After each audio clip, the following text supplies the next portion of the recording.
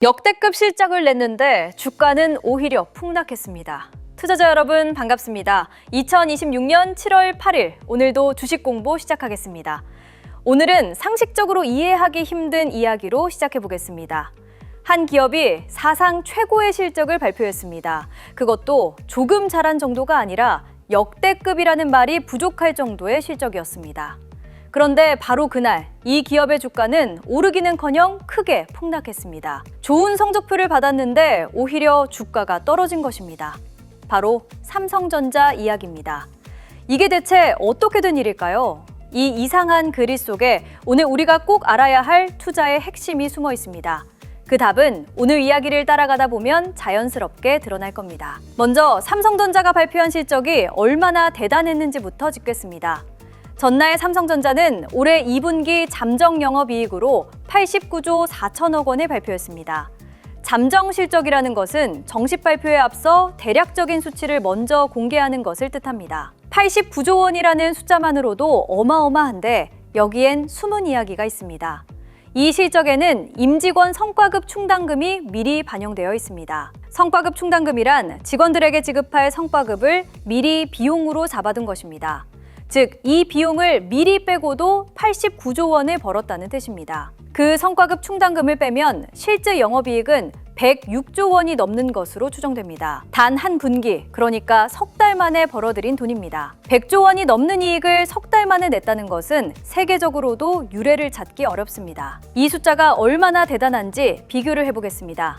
이번 한 분기 영업이익은 지난 3년간 삼성전자가 벌어들인 영업이익을 합친 것과 맞먹는 수준입니다. 3년 동안 번 돈을 단 석 달 만에 벌어들인 셈입니다. 전년 같은 기간과 비교하면 무려 19배나 급증한 수치입니다. 그야말로 역대급이라는 말이 아깝지 않은 실적입니다. 이 정도 실적이면 주가가 활짝 웃으며 올라야 정상입니다. 그런데 현실은 정반대였습니다. 이런 역대급 실적에도 불구하고 전날 삼성전자 주가는 어떻게 됐을까요? 전 거래일보다 6.92% 하락한 29만 6천 원에 거래를 마쳤습니다. 7% 가까이 빠진 것입니다. 좋은 실적을 발표한 날 오히려 큰 폭으로 하락한 것입니다. 삼성전자만이 아니었습니다. 이날 국내 증시는 대형주를 중심으로 전체적으로 급락했습니다. 역대급 호실적이라는 뉴스가 무색할 만큼 시장은 파랗게 물들었습니다. 자, 여기서 우리는 반드시 물어야 합니다. 왜 이런 일이 벌어졌을까요? 주가가 실적과 반대로 움직인 첫 번째 이유를 살펴보겠습니다. 주식시장에는 오래된 격언이 하나 있습니다. 소문에 사서 뉴스에 팔라는 말입니다. 무슨 뜻일까요? 좋은 실적이 나올 것이라는 기대가 있을 때 주가는 이미 그 기대를 반영하며 미리 오릅니다. 사람들이 좋은 실적을 예상하고 미리 사들이기 때문입니다. 그리고 막상 실제 좋은 실적이 발표되면 기대가 현실이 된 순간 오히려 차익을 실현하려는 매도가 나오는 것입니다. 더 오를 재료가 당장은 사라졌다고 느끼기 때문입니다. 이번 삼성전자의 역대급 실적은 사실 시장이 어느 정도 예상하고 있던 것이었습니다. 앞서 여러 차례 이번 실적이 좋을 것이라는 전망이 나왔기 때문입니다. 그래서 실적 발표가 오히려 팔자의 빌미가 된 측면이 있습니다. 좋은 뉴스가 나왔으니 이제 차익을 챙기자는 심리가 작동한 것입니다. 두 번째 이유는 외국인 투자자의 매도입니다. 이날 외국인 투자자들이 삼성전자를 대거 팔아치웠습니다. 그 결과 외국인의 삼성전자 보유 비율이 17년 만에 최저 수준으로 떨어졌습니다. 17년 만이라는 말은 그만큼 외국인이 오랜만에 많이 팔았다는 뜻입니다. 그렇다면 외국인은 왜 이 좋은 실적 앞에서 주식을 팔았을까요? 여기엔 삼성전자 자체의 문제가 아닌 바깥의 요인들이 크게 작용했습니다. 세 번째 이유는 바깥에서 넘어온 악재들입니다. 간밤 미국 증시에서 반도체주가 크게 급락했습니다. 전날 올랐던 반도체주가 하루 만에 다시 하락으로 돌아선 것입니다. 미국 반도체주가 흔들리면 같은 업종인 삼성전자도 함께 출렁이는 경향이 있습니다. 반도체는 이제 하나의 글로벌 사슬로 묶여있기 때문입니다. 여기에 더해 중동에서 지정학적 긴장이 다시 고조됐습니다. 호르무즈 해협에서 상선이 공격받는 사건이 벌어지면서 국제유가가 급등했습니다. 호르무즈 해협은 세계 원유의 상당량이 지나가는 길목입니다. 이곳이 불안해지면 유가가 흔들리고 전 세계 시장이 긴장합니다. 이렇게 미국 반도체주 급락과 중동 불안이라는 두 악재가 겹치면서 투자 심리가 얼어붙은 것입니다. 그 냉기가 삼성전자의 좋은 실적마저 덮어버렸습니다. 아무리 좋은 소식도 시장 전체가 공포에 빠지면 묻히고 마는 것입니다. 지금까지의 이야기를 정리해보겠습니다. 이날 삼성전자의 하락은 삼성전자가 잘못해서가 아니었습니다. 오히려 삼성전자는 역대급 실적으로 자기 실력을 증명했습니다. 문제는 바깥에 있었습니다. 이미 예상됐던 실적이라는 점, 외국인의 차익 실현, 그리고 미국 반도체주 급락과 중동 불안, 이런 외부 요인들이 겹치면서 좋은 실적이 주가에 반영되지 못한 것입니다. 즉, 이번 하락은 기업의 문제가 아니라 시장 전체의 심리 문제에 가까웠습니다. 그런데 이 대목에서 조금 걱정스러운 신호가 하나 있습니다. 외국인이 파는 동안 개인 투자자들은 오히려 삼성전자를 사들였습니다. 싸게 사려는 마음 자체는 나쁘지 않습니다. 주이씨 기업의 주가가 외부 충격으로 빠졌을 때 사는 것은 합리적인 선택일 수 있습니다. 문제는 그 방식이었습니다. 개인 투자자들이 빚을 내서 투자하는 규모, 이른바 B2가 사상 최대로 불어났습니다. B2는 말 그대로 돈을 빌려서 주식에 투자하는 것을 뜻합니다. 빚을 내서 주식을 사면 주가가 오를 때는 수익이 커집니다. 하지만 주가가 내릴 때는 손실도 그만큼 커지고 심하면 강제로 팔리기도 합니다. 빌린 돈에는 갚아야 할 기한이 있기 때문입니다. 주가가 버텨주기를 기다릴 여유가 없어지는 것입니다. 바로 여기서 기준이 없는 투자가 얼마나 위험한지가 드러납니다. 확신 없이 빚까지 내서 뛰어들면 작은 하락에도 무너질 수 있기 때문입니다. 지금까지 왜 주가가 떨어졌는지를 살펴봤습니다. 그런데 투자자에게 정말 중요한 것은 이 하락 자체가 아닙니다. 이 상황을 어떻게 바라보느냐입니다. 역대급 실적에도 주가가 빠지는 이 혼란스러운 상황. 바로 여기서 어떤 투자자는 흔들리고 어떤 투자자는 담담합니다.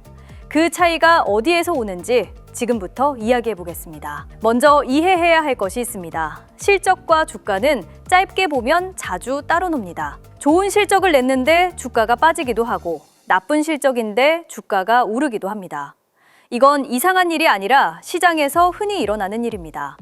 주가는 하루하루의 심리와 수급으로 출렁이기 때문입니다. 오늘 누가 더 많이 사고 파느냐에 따라 하루의 주가는 얼마든지 요동칩니다. 그날의 분위기, 외국인의 움직임, 세계 증시의 흐름이 모두 영향을 줍니다. 하지만 길게 보면 이야기가 달라집니다. 주가는 결국 실적이라는 중력으로 돌아오는 경향이 있습니다. 아무리 하루하루 출렁여도 기업이 꾸준히 돈을 잘 벌면 주가는 결국 그 가치를 따라갑니다. 반대로 아무리 반짝 올라도 실적이 받쳐주지 못하면 다시 내려옵니다. 그래서 짧은 출렁임과 긴 흐름을 구분하는 것이 무엇보다 중요합니다. 오늘의 하락이 짧은 출렁임인지 긴 흐름의 변화인지를 봐야 하는 것입니다. 여기서 두 부류의 투자자를 비교해 보겠습니다. 첫 번째는 이 하락에 흔들리는 투자자입니다. 이 투자자는 역대급 실적이라는 뉴스에 부풀어 뒤늦게 삼성전자를 사들였습니다. 그런데 주가가 오히려 빠지자 당황하기 시작합니다. 실적이 좋은데 왜 떨어지지 하며 불안에 휩쌉니다. 그리고 결국 공포를 견디지 못하고 손해를 보며 팔아버립니다. 좋은 소식에 사서 하락에 파는 전형적인 모습입니다. 두 번째는 같은 상황에서도 담담한 투자자입니다. 이 투자자도 주가 하락이 유쾌하지는 않습니다. 계좌가 파랗게 물드는 걸 보며 마음이 편할 사람은 없습니다. 하지만 팔기 전에 먼저 스스로에게 질문을 던집니다. 이번 하락이 삼성전자의 실적이 나빠져서인가? 아니면 다른 이유인가? 그리고 차분히 뉴스를 살펴봅니다. 실적은 오히려 역대급인데 하락의 원인은 외부에 있다는 것을 확인합니다. 미국 반도체주 급락, 중동 불안, 외국인의 차익 실현, 이 모든 것이 삼성전자 바깥의 일이라는 것을 알게 됩니다. 그러면 이 투자자는 이 하락을 공포가 아니라 하나의 현상으로 바라봅니다. 기업의 본질이 그대로라면 이 하락은 지나갈 소음일 수 있다고 판단하는 것입니다. 같은 하락을 받지만 완전히 다르게 반응하는 것입니다. 이 두 투자자를 가른 것은 정보의 양이 아니었습니다. 두 사람 모두 똑같이 역대급 실적 뉴스와 주가 하락을 봤습니다. 차이는 자기 안에 판단의 기준이 있느냐 없느냐였습니다. 기준이 없는 사람은 뉴스와 주가에 그대로 휩쓸립니다. 반면 기준이 있는 사람은 그 뉴스를 자기 기준에 비춰 차분히 해석합니다. 이 하락이 기업의 본질을 훼손했는가 아니면 일시적인 소음인가? 이 질문에 답할 수 있느냐가 완전히 다른 행동을 만들어냅니다. 여기서 한 가지 궁금해집니다. 이 혼란스러운 상황을 시장의 전문가들은 어떻게 보고 있을까요? 흥미롭게도 이 폭락 속에서 오히려 반전의 목소리가 나왔습니다. 한 대형 증권사는 삼성전자에 대해 목표 주가를 오히려 올려잡았습니다.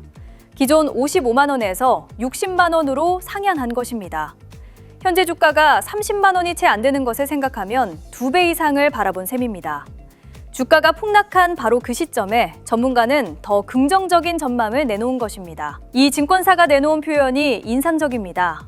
이번 역대급 실적을 두고 어닝 서프라이즈는 이제 시작일 뿐이라고 표현했습니다. 어닝 서프라이즈는 시장의 예상을 크게 뛰어넘는 깜짝 실적을 뜻합니다. 영어로 어닝은 실적, 서프라이즈는 놀라움을 뜻합니다.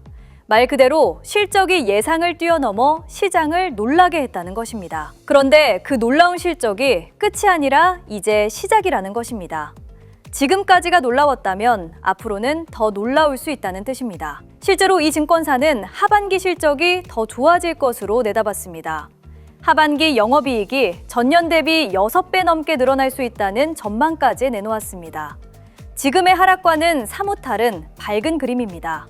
주가는 떨어졌지만 기업의 미래는 오히려 더 밝게 본 것입니다. 그렇다면 이런 긍정적인 전망의 근거는 무엇일까요? 핵심은 인공지능입니다. 전 세계 인공지능 투자가 폭발적으로 늘어나고 있습니다. 올해 8천억 달러 규모에서 2028년에는 1조 5천억 달러까지 확대될 것으로 전망됩니다. 불과 몇 년 사이에 거의 2배로 늘어나는 셈입니다. 인공지능이 커질수록 그 바탕이 되는 메모리 반도체 수요도 함께 폭발합니다. 인공지능을 돌리려면 엄청난 양의 메모리가 필요하기 때문입니다.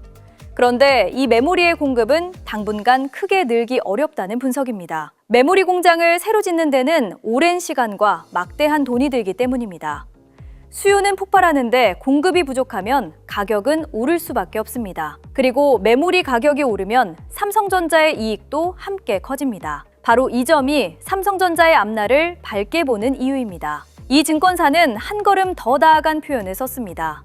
최근 시장에 퍼진 인공지능 관련 우려는 소음에 불과하다는 것입니다. 인공지능은 과거 철도, 자동차, 인터넷에 이은 네 번째 기술혁명이라고 봤습니다.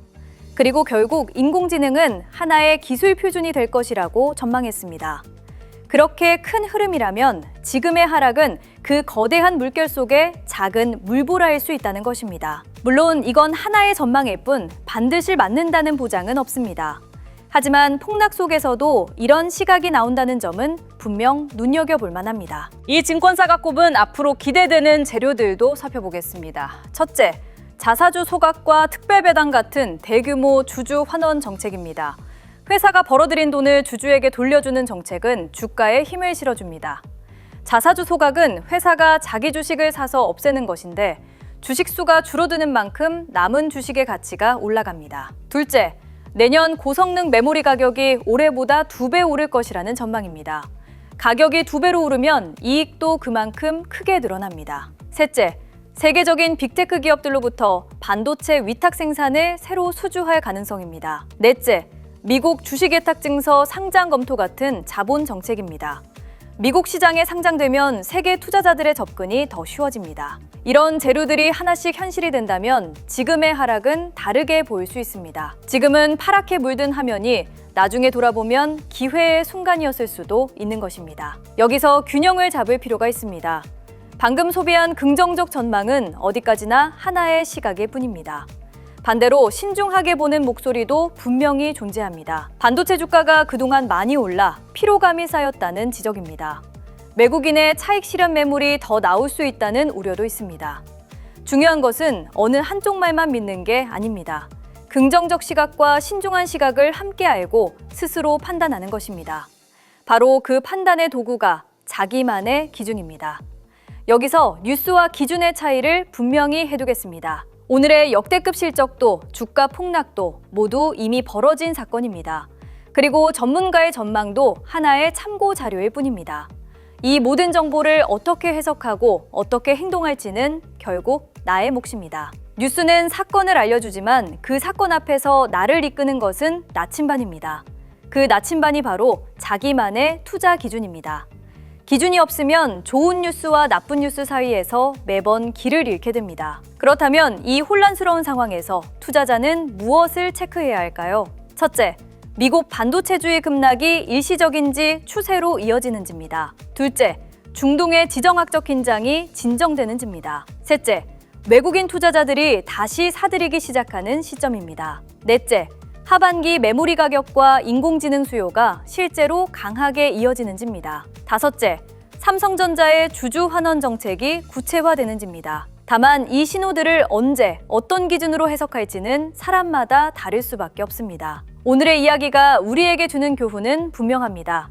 역대급 실적이라는 좋은 뉴스에도 시장은 얼마든지 하락할 수 있습니다. 반대로 나쁜 뉴스에도 시장은 오를 수 있습니다. 그래서 뉴스 하나하나에 일희일비하면 결국 지치고 흔들리게 됩니다. 오늘은 좋은 뉴스에 웃고 내일은 나쁜 뉴스에 우는 삶이 반복되기 때문입니다. 그렇게 감정에 휘둘리다 보면 정작 중요한 순간에 잘못된 결정을 내리게 됩니다. 좋은 실적에 흥분하지도 하락에 겁먹지도 않는 것. 그 균형을 잡아주는 것이 바로 자기만의 기준입니다. 기준이 있는 사람은 오늘의 폭락 앞에서도 자기 원칙에 먼저 질문을 던집니다. 이런 혼란스러운 날일수록 기준의 가치는 더욱 빛을 발합니다. 이제 처음의 질문으로 돌아가 보겠습니다. 역대급 실적을 냈는데 왜 주가는 폭락했는가? 이제는 답할 수 있습니다. 그 하락은 삼성전자의 실력이 부족해서가 아니라 외부의 심리와 수급이 만든 일시적 현상이었습니다. 그리고 그 하락 속에서도 삼성전자의 미래를 밝게 보는 시각은 여전히 살아있었습니다. 결국 이 상황을 어떻게 해석하느냐는 각자의 기준에 달려 있습니다. 같은 폭락을 보고도 누군가는 공포에 팔고 누군가는 차분히 판단합니다. 오늘 이 영상이 남겨야 할 것은 삼성전자를 사라거나 팔라는 말이 아닙니다. 역대급 실적이든 갑작스러운 폭락이든 그 어떤 뉴스 앞에서도 흔들리지 않을 나만의 기준이 필요하다는 사실입니다. 좋은 뉴스에 무작정 뛰어들지도 나쁜 뉴스에 무작정 도망치지도 않는 것. 그 균형을 잡아주는 것이 바로 자기만의 투자 기준입니다. 나만의 투자 기준이 있어야 시장에 흔들리지 않는다는 말은 바로 이런 순간을 위해 존재합니다. 앞으로도 좋은 소식과 나쁜 소식은 이렇게 뒤섞여 쏟아질 것입니다. 그 뉴스의 파도 앞에서 여러분은 무엇에 의지해 중심을 잡으시겠습니까? 바로 지금 이 순간 여러분에게는 그 어떤 뉴스 앞에서도 스스로를 지켜줄 자기만의 투자 기준이 준비되어 있으신가요? 자, 여기서 투자자분들한테 솔직히 말씀드리겠습니다. 오늘 보여드린 이런 속사정, 다음 경기가 뭔지, 거기서 난 어디쯤 서 있는지 이런 걸 큰손들은 진작에 들여다보고 조용히 자리를 잡아둡니다. 반대로 우리 같은 개인들은 그 다음 패가 뭔지 들여다볼 새도 없이 남들 파니까 덩달아 팔고 나서 늘 한 발 늦게 후회하게 되죠. 왜 이렇게 늦을까요? 정보가 없어서가 아닙니다. 오히려 요즘은 정보가 넘쳐나죠. 다만 그 쏟아지는 소식 중에 뭐가 진짜 중요한 신호이고 어떤 게 그냥 소음인지 이걸 가려내 하나로 꿰어볼 기준이 우리한텐 없는 거죠. 큰손들은 그걸 전담하는 사람을 따로 두고 재산을 불립니다. 결국 이 기준의 차이가 처음부터 판을 가르는 겁니다. 게다가 더 뼈아픈 차이가 하나 더 있습니다. 우리가 가진 돈이 한정돼 있다는 점이죠. 큰손들은 판단이 한 번 늦어도 다른 데서 매우 여유가 있습니다. 그런데 우리는 한정된 돈으로 한두 번만 잘못 들어가도 다시 바칠 여윳돈이 없는 거죠. 그래서 정보를 챙기는 것보다 그 한정된 돈을 어디에 어떻게 나눌지 그 기준을 잡는 게 훨씬 더 중요합니다. 결국 이 시장에서 살아남는 건 정보가 많은 사람이 아니라 자기 기준이 있는 사람입니다. 그래서 이번엔 큰맘 먹고 두 가지를 함께 준비했습니다. 하나는 전자책입니다. 투자자가 대체 뭘 어떻게 해야 수익을 낼 수 있는지 그 길을 처음부터 끝까지 7개의 기준으로 정리한 책이죠. 또 하나는 AI 주식 기준표입니다. 복잡한 시장을 매일 대신 분석해서 오늘 뭘 지켜봐야 하는지 한눈에 보여주는 도구죠. 기준을 왜 세워야 하는지는 전자책이, 그 기준을 매일 어떻게 적용하는지는 기준표가 채워주는 겁니다. 먼저 전자책부터 말씀드리죠. 제목은 잃지 않는 투자자의 7가지 기준입니다.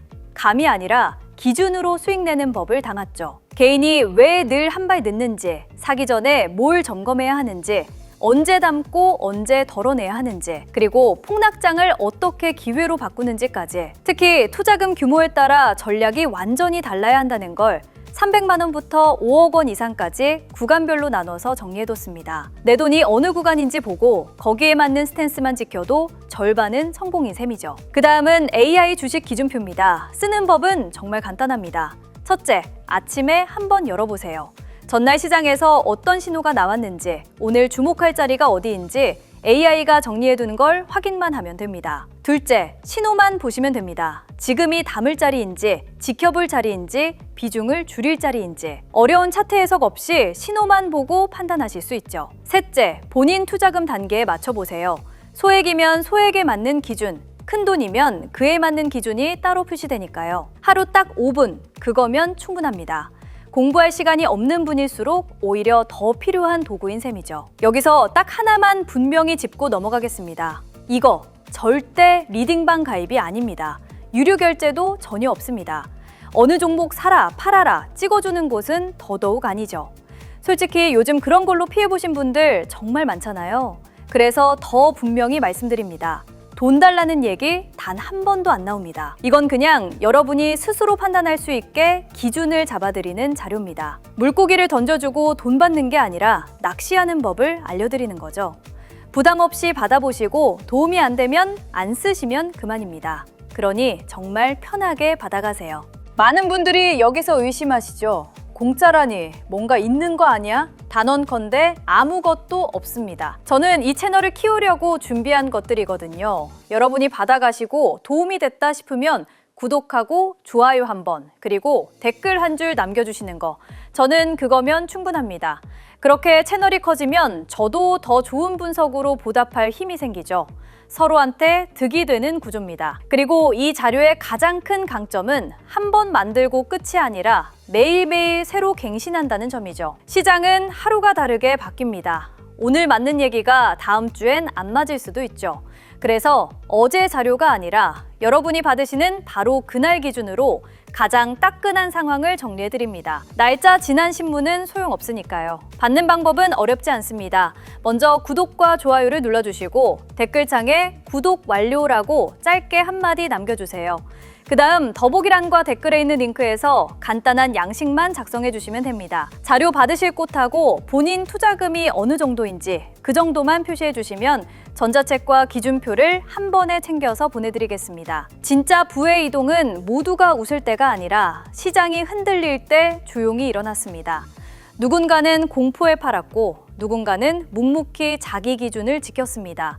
그 선택은 몇 년 뒤 분명하게 나뉘었죠. 오늘 그냥 지나치는 분과 오늘부터 나만의 기준을 세우는 분, 1년 뒤 두 분의 자리는 완전히 달라져 있을 겁니다. 혼자 그 기준을 세우기 어려우셨다면 이 전자책과 기준표가 곁에서 함께 해드리겠습니다.